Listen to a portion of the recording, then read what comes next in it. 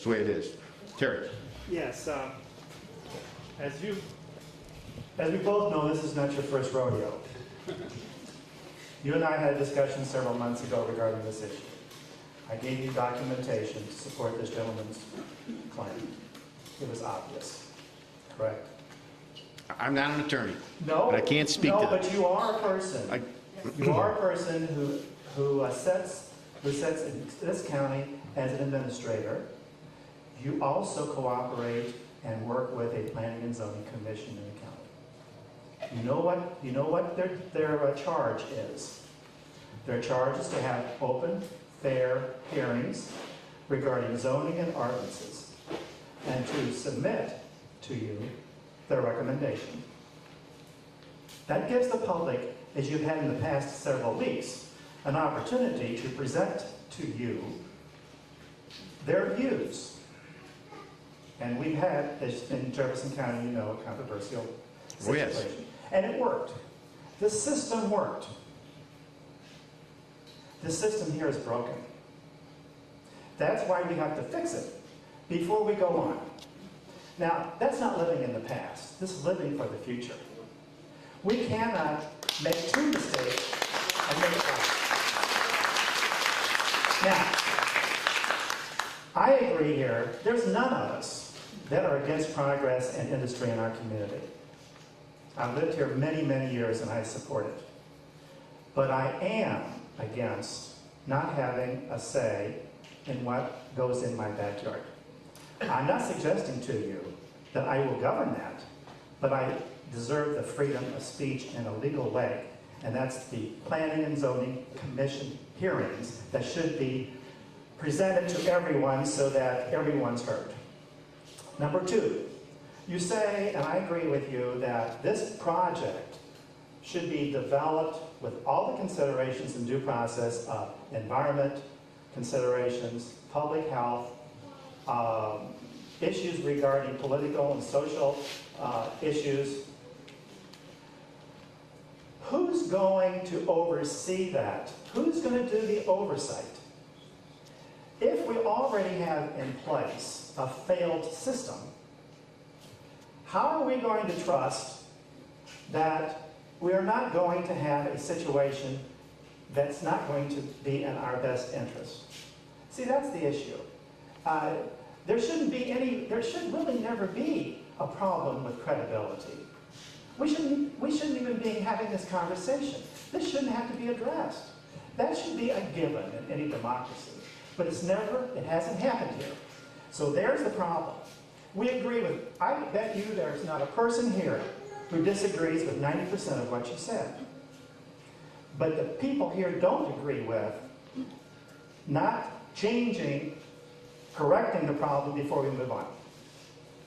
Thank you. Oh, one other thing. You said, you gave us information this evening that I find very interesting about the most recent developments regarding the smelter. We've got some council people here. Did you have that information? Regarding the information that was given to us by Chuck today about the smelter and the last things that have been happening?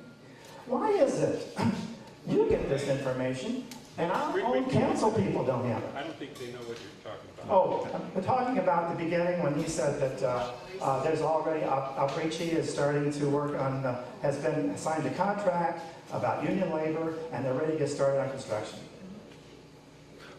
I never said they were getting ready to start because we got a long permitting process to go through. All I'm telling you, you know, I am a public servant and I'm an open book. What happens in my office, unless it's personal or personnel are litigious, you know, I'll be happy to share that with you. I got that information tonight because I assume because they knew I was coming here and they knew I would tell you.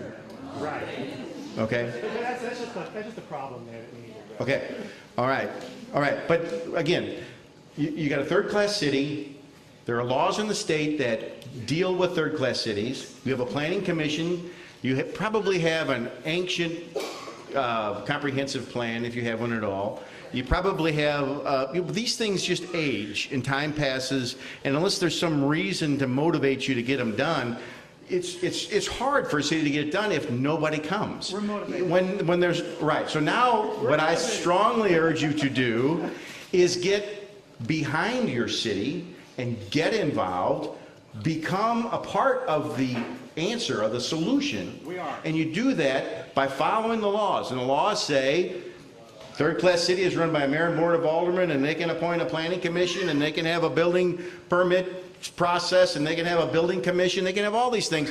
Well, get involved in that and get it done right. Don't throw stones. No. Because that's not going to solve any problems. It's going to break glass, and we don't need to break glass. We need to build a future for Crystal City. That's what we need to And we build. build it on the legal correctness of the situation. We've got to build it so that it's not a glass floor. I don't think any part of your structure of your city government is illegal. I think it's all there in accordance with the law. You got board of aldermen, you got whether they show up on time, whether the building commissioner, whether the planning commissioners show up, whether people come to the hearings or not, it doesn't matter.